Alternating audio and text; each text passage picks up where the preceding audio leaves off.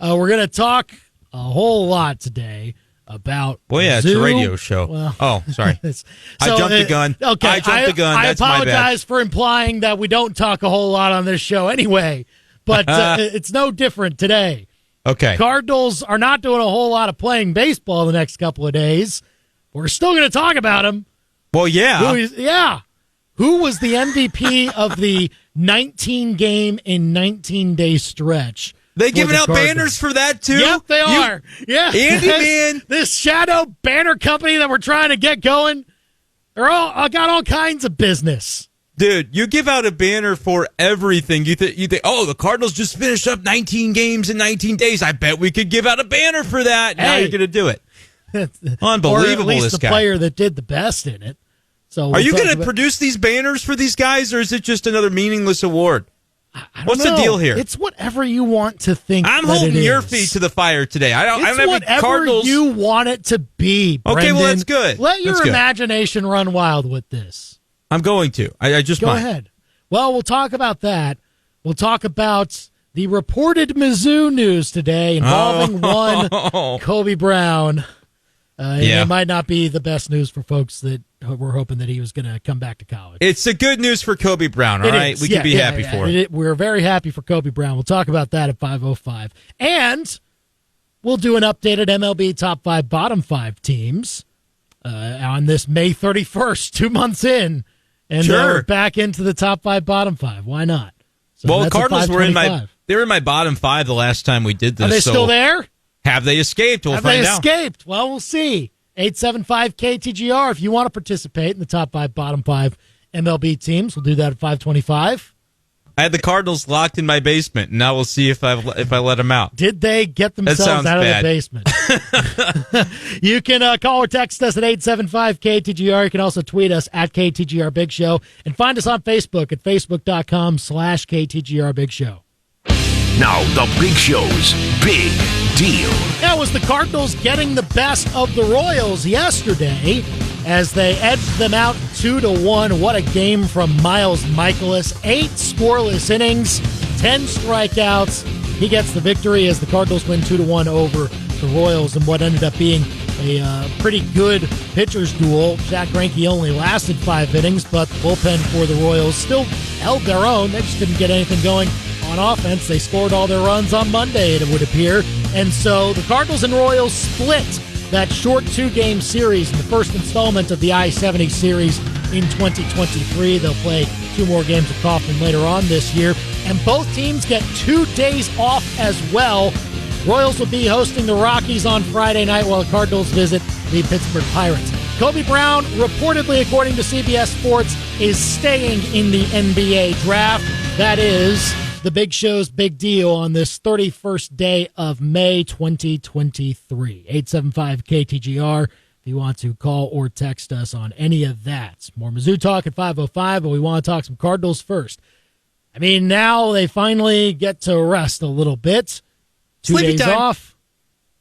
I mean, yeah, it's a pretty good one to try and get the legs back under you somehow. Get the rotation reset again. I think it's alcohol. They're going to drink alcohol. Okay, all right. Okay. And get back. Well, Arnado told the cat. Arnado told the cat. He said, "I'm going to sleep in, might go swimming, and then maybe have a drink or 2." So they're just going to rest and recharge, have a cocktail or 7. Maybe. Well, he didn't say 7. Right. That'd be, he's going to be responsible with it. But they deserve it. They deserve a day, and they get 2. So. Yeah, the 19 games in 19 days. We made a lot about that. And now we finally, get a chance to, everybody can catch their breath. I think it'll be good for them. Yeah, we'll see what they can do as far as getting everybody recuperated. And the main thing is to make sure the rotation is a little bit reset so that they can maximize their abilities there.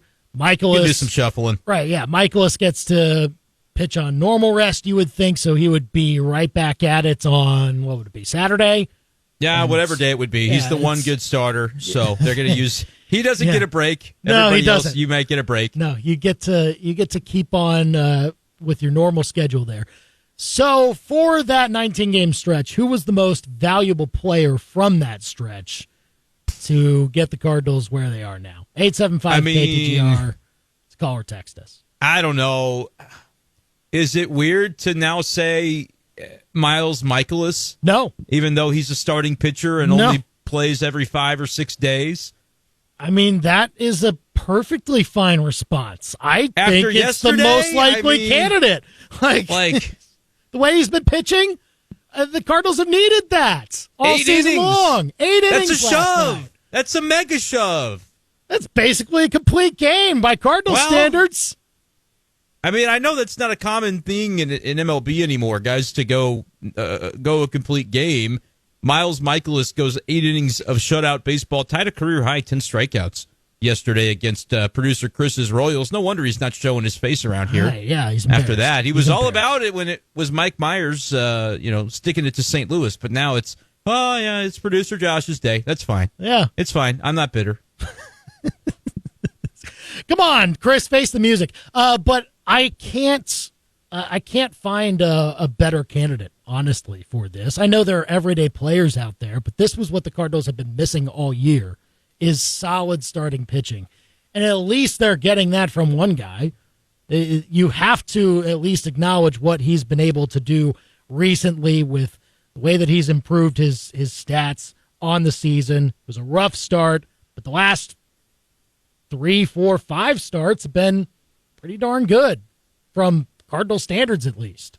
Right. Now I was going to say, I don't know. I don't have the numbers in front of me right away to know that, over this 19-game stretch, that's exactly when, Miles Michaelis began his resurgence. I don't know if that's exactly true, but I think when you look back at the 19 games, which, by the way, the Cardinals, after winning yesterday 2-1, had the Miles start, had Gio Gallegos come in and give up a run in the 9th, but close it down, did his job, and so they escape with a win.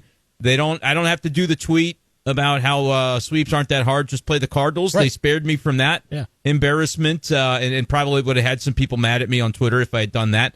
So even with the offense having a bad day yesterday, Miles Michaelis is the reason that during this little 2-day respite, the Cardinals can kind of feel good about themselves. And over that 19-game stretch, they won 12 of the 19 games. Like, it was a grind, but they picked up ground. If you look at the all-encompassing stretch, they go 12-7 over that stretch, which is important for where they were in the standings. And I get that Miles Michaelis maybe didn't contribute to all too many of those 12 because he's only pitching on a rotation, right? He's not going to be an everyday guy.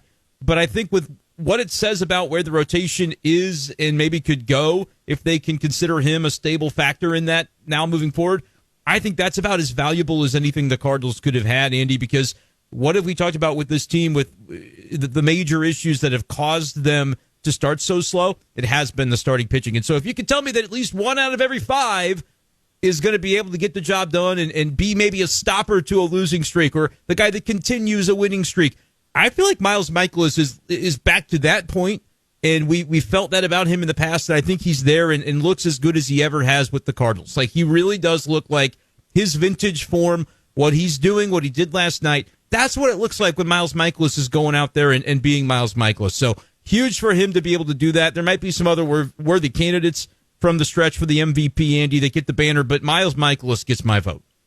I mean, yeah, I would have to give it to him also. I mean, if you wanted to look at some other candidates for who did well over that stretch, I mean, obviously Nolan Gorman's been great all year, and over that stretch, another big one. He was, I mean, that's been an important contribution, and I think one that's maybe a little bit more deserving because of how integral he is to the offense anyway. Nolan Arenado over this 19-game stretch has finally figured it out, right? You got the numbers? I'm trying to get these numbers, man. I don't have these numbers. I mean, Nolan Arenado, he bumped his batting average by 30 points over that 19-game stretch. So, I mean, that's one way to. Did any of those 5 straight home runs come during this, or was that before? I believe that was all of them. I wanted to say that was during the stretch. So okay, that's another stretch where he had. That's another guy that you got to think about. I mean, that's when the stretch started. It started with the Boston right in series. Boston on that Sunday. Yep, that's he right. He homered in every one of those games. Then he homered twice against Milwaukee, and then he added another one against the Dodgers a little bit later on. Now he hasn't homered since. Right, but here's the thing. I mean, had a RBI double yesterday. That's the one of 2 runs the Cardinals score was a double by Arenado that scores Goldie from first, and then the other one. How about this? How about the Cardinals in the 8th inning taking grind 'em out ABs against Aroldis Chapman? I mean, they hadn't scored a run against Aroldis Chapman since I was a senior in high school. That's a legit stat about the St. Louis Cardinals. 2011. Yeah. And they come up with that run, and Gio said, hey, you're going to need that run. So it's a good thing you got it, because Gallegos is doing this thing now where he toes the line. He goes so close to blowing the save and then gets really close, and he looks over the edge, and he goes, no, I'm good. I'll save it. I was just playing. So that's the Gallegos move now. Maybe he could stop doing that, but hey, when the going gets tough, Gio gets going. But it was a good thing that they had that grind him out 8th inning. So I think for as much as we don't look at the offense recently, like over the last week or so, as having been very impactful, Arenado started the stretch with the home runs, and then he finishes it with one of the big RBI swings from yesterday's win, which again, if you lose that game yesterday, this 19-game stretch feels drastically different. Instead of 12-7, you're 11-8, which is just obviously the tangible aspect of it. But then you're sitting over these 2 days going, oh my God, we just got swept by the Royals. Like that, I feel like mentally they can feel a lot better during this break instead of just, you know how Arenado is. If they had lost that game, he would be just thinking about nothing else but baseball for the next 48 hours. And he and the rest of the Cardinals deserve a little bit of a break. And so I think it's important they won that game. Arenado, we could do this like hockey, Andy, where they give out the first, second, and third star of the game. Yeah, one star of the game. Arenado's getting one of those stars, and I think Nolan Gorman's getting the other one. Like those are the three guys that really picked it up during this stretch. And they needed to. Gorman had been that way all year. I mean, he's for most Gorman had been that way all year. Here's the difference, though, over this last 3 weeks. He finally, and this is not really a Gorman thing, but it's the team thing. They're finally letting him face lefties, and they're saying, "Hey, buddy, you're Nolan Gorman. We believe in you. You're an everyday guy. Go show it." And he showed it. He got an RBI against Aroldis Chapman yesterday. Andy, at the beginning of this Cardinals season, with the way that Nolan Gorman was being viewed, do you really think they would have let him face Aroldis Chapman, one of the toughest lefties in baseball over the course of the last decade? No, there's no way. And they let him do it, and he came through. That's the other part of it. I don't know. I mean, I'm kind of out on Aroldis Chapman now. Oh, please. Come on. It's a good narrative. Current Kansas City Royal Aroldis Chapman. It's a good narrative. It is a good narrative. You don't think so? What are his numbers? I don't know what his numbers are. I have no idea what his numbers are. But go ahead and tell me his numbers. And if they're good, I don't know them. I'm going to look them up. Then you can old takes expose me on this, but because Chapman, he's a guy that's going to get traded at the deadline for 3.10 ERA, even after giving up a run yesterday. That's Andy. pretty good. That's pretty good. All right, that's pretty good. It's not vintage. All right, that's better. It's than not what like I where thought. he was. That's better than what I thought. He's got 33 strikeouts in 20 and a third innings too. That's pretty. He's blowing guys away. I'm telling you. Remember when the Royals picked up Chapman and we go, this team doesn't need a bona fide ace reliever. They're not winning. They're losing 100 games. Like why? It was a plan. It was an asset. They're buying a prospect, and they're about a month away from, 6 weeks away from being able to buy that prospect with Chapman. It was a savvy move. It was the one savvy move the Royals have made in this calendar year. And nobody at the time thought it was savvy, which was but we said on this show, we said, guys, here's what this is. They're buying a prospect, and you'll see 2 months from now is the trade deadline. 2 months or is it July 31st this year? Every year it's like, it's actually August 2nd. It's like, I didn't know it was. Can't have a trade deadline on a weekend. I don't know the actual date this year is what I'm saying. Yeah, but whenever it is, Aroldis Chapman is getting traded for a nice little piece for the Kansas City Royals. Nice. But relevant to me that Nolan Gorman, lefty, yes, he's been great all season, Andy, but he's over this stretch is when the Cardinals finally let the reins loose and said, see what this guy can do against lefties. And he has come through almost every time. When you look at it and go, that's a matchup that you want to watch. Can Gorman actually do it against a lefty? He keeps doing it. Good sacrifice fly yesterday. Brenden Donovan, a grind him out at bat against Chapman yesterday. They got the run they needed. The Cardinals get that win. Everybody relaxes. So I'm going to 2 Nolans and Miles. Those are my 3 stars. I'm changing the game. They all get a banner. I'll get a banner for their performance over the 19 games. Well done. What do you think? We can just make sure we give the banner company as much of our business as possible, so I'm fine with it.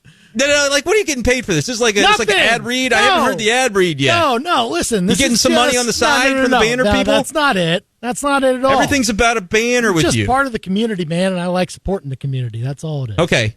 So you just want the community to have as many banners as they can? Because we talked yesterday about we're going to build the Tiger Dome for Mizzou Baseball. You remember that conversation? Yeah, we did. Mizzou Baseball needs and deserves a dome so that they don't have to play in the cold weather, in those March games or whatever month it is. And so we're building them a dome when we win the lottery. But knowing Andy and the way he handles banner business, he is going to that rafters is going to be filled with banners. It's going to be ridiculous how many banners are going to be. I mean, they won't even be able to print them up fast enough with how many banners you'll want to be on that stadium. So that's kind of my thought process with the whole thing. It reminds me of Parks and Rec. You know, you've seen Parks. Love and Rec, that show. One of my favorites. Leslie Knope goes to the banner company and they're saying, "We can't get this to you in so much time." They're like, "I have spent hundreds of thousands of dollars at this one store."